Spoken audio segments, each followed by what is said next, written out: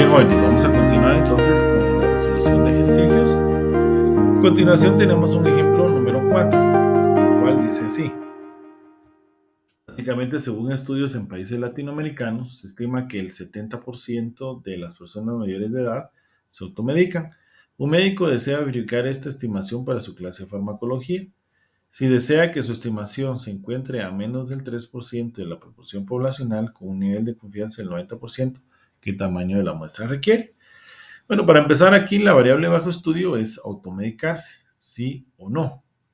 Me dice que el 70% se automedica y el 30% no se automedica. Hablamos de una variable cualitativa.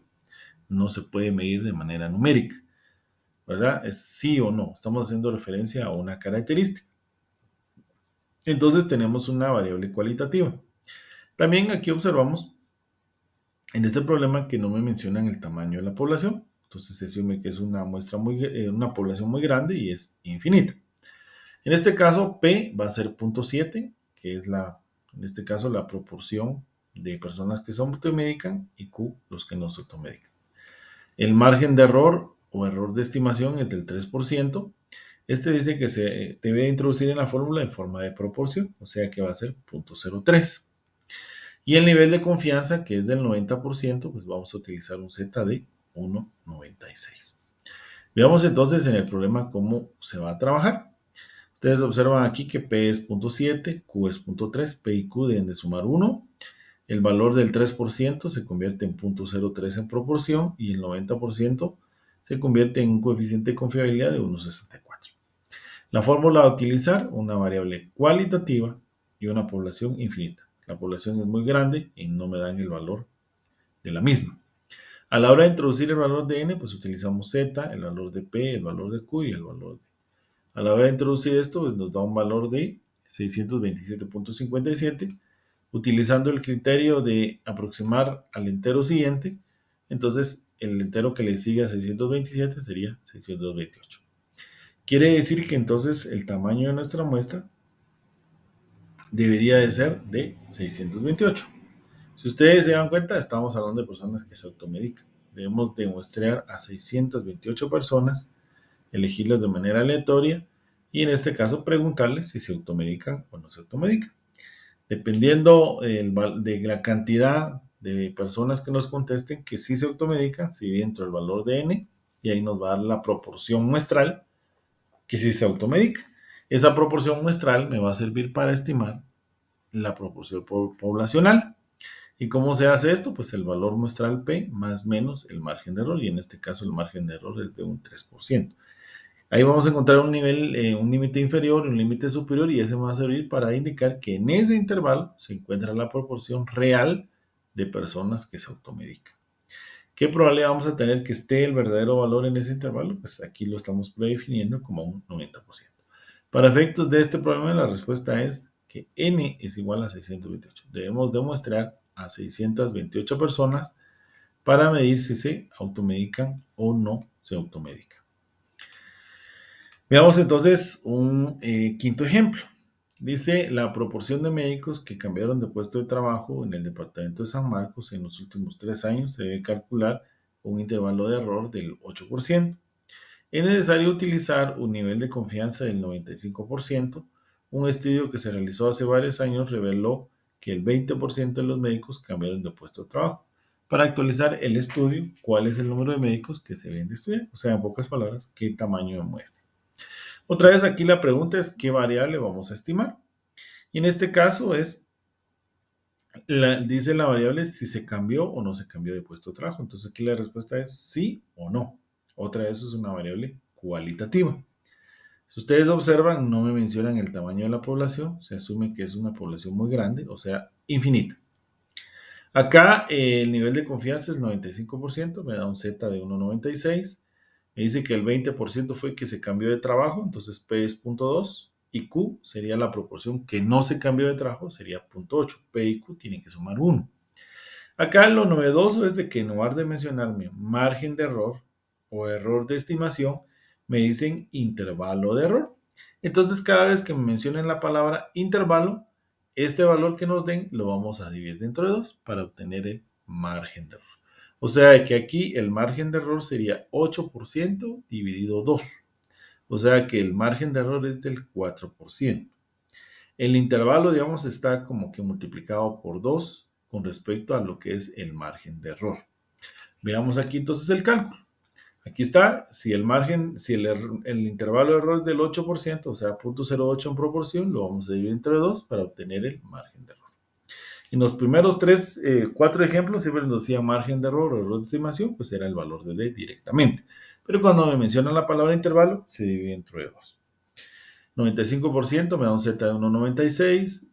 Tenemos acá un valor de P igual a 0.2, un valor de Q igual a 0.8. Se va a utilizar la fórmula para una variable cualitativa y en este caso una población infinita. Introducimos los valores de Z, de P y de Q y se divide entre el margen de error. Dice que nos da un valor de 384.16. Como el criterio es aproximar al entero siguiente, pues el entero que le sigue a 384 es 385. En el caso anterior no lo ingresamos en la calculadora, ahora sí lo vamos a ingresar, ¿verdad? Para ver cómo introducir esto específicamente en nuestra calculadora. Bueno, entonces vamos a buscar aquí la calculadora, vamos a resetear y pues en este caso vamos a introducir los valores correspondientes al ejemplo 5. Entonces vamos a colocar aquí la fracción, nos dice 1. Perdón, aquí vamos a quitar 1.96 elevado al cuadrado, dice. Luego posteriormente dice por el valor de P, que es 0.2, el 20% a, perdón, aquí disculpen que nos cambiamos. Disculpen, vamos a borrar aquí, vamos a colocar primero la fracción, colocamos 1.96 al cuadrado, posteriormente colocamos por 0.2, que es la proporción, disculpen, no sé por qué está aquí, ahí está. Vamos a pasar aquí arriba.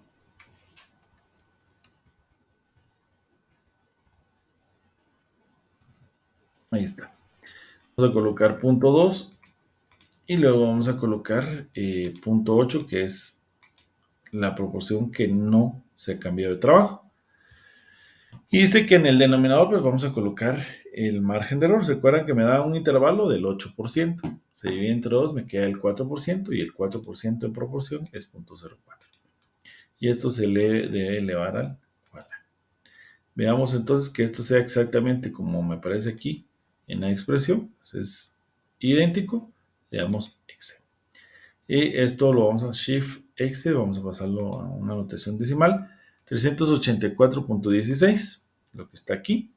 Y en este caso, pues, vamos a aproximarlo al entero siguiente y vamos a concluir de que el tamaño de la muestra que se debe extraer es de 385 para que nuestra muestra, nuestro tamaño de muestra sea representativo de esa población, que en este caso es una población infinita, es una población muy grande.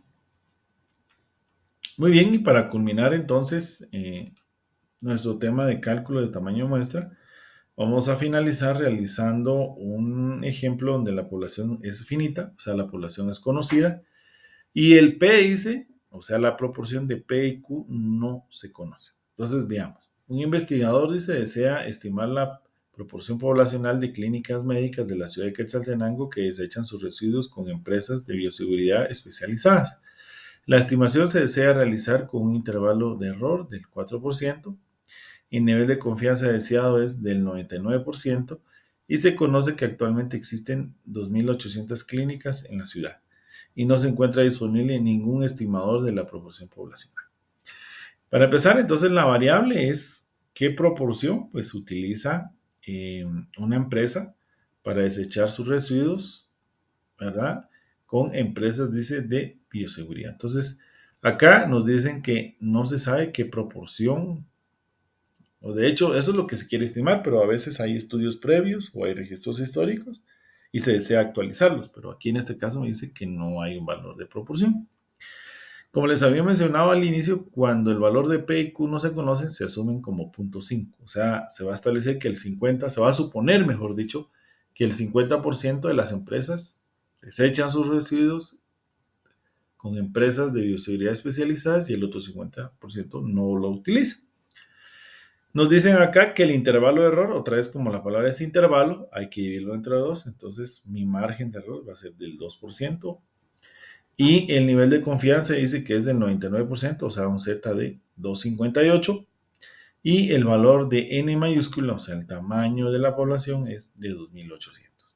Entonces, para concluir, como la variable es una variable cualitativa, o sea, si desecha o no desecha sus residuos con empresas especializadas de bioseguridad, y como me dan el tamaño de la población, entonces sería finita. La fórmula a utilizar es esta que está aquí.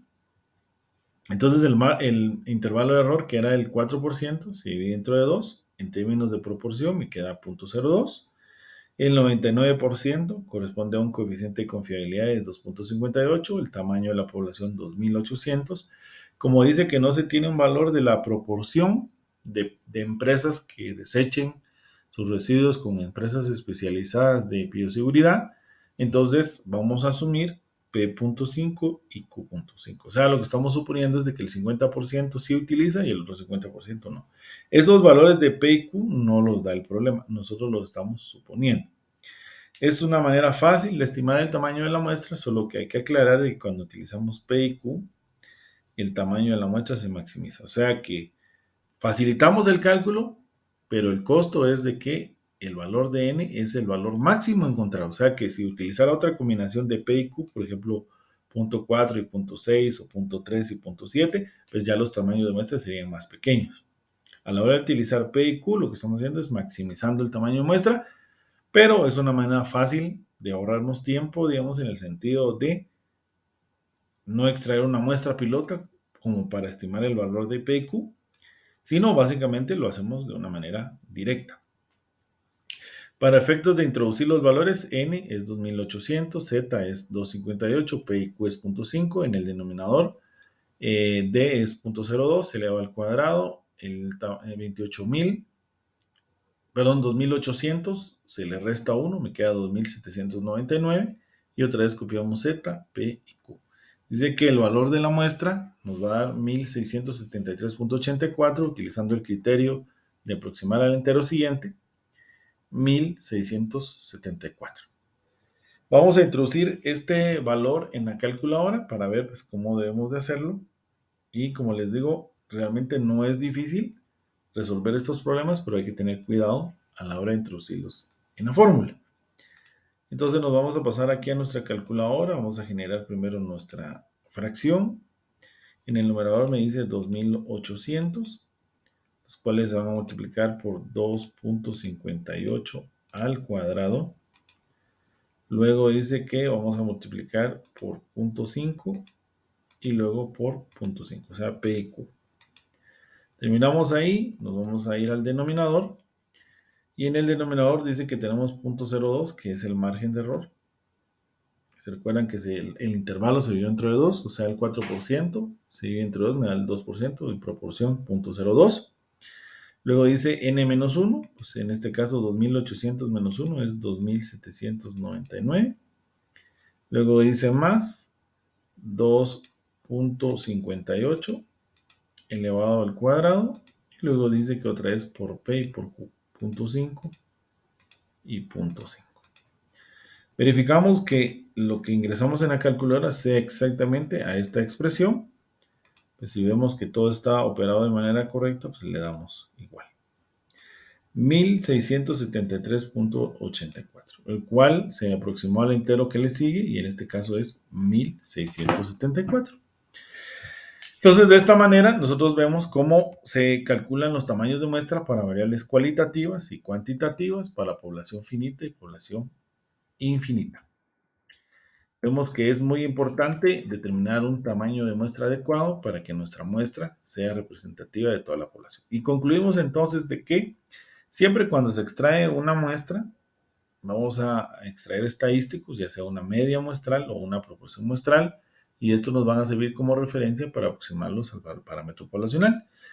Pero en ese proceso de extraer una muestra, a través de un cuestionario, una encuesta y hacer el trabajo de campo, hay que tomar en cuenta de que la muestra debe ser extraída de manera aleatoria, o sea, al azar. Todos los elementos de la población deben tener la misma posibilidad de ser seleccionados. para evitar que ocurran algunos sesgos. Entonces, esto es lo importante. A medida de que reduzcamos los sesgos, nuestra información o nuestros resultados de la investigación van a ser más precisos y por lo mismo pueden ser más confiables.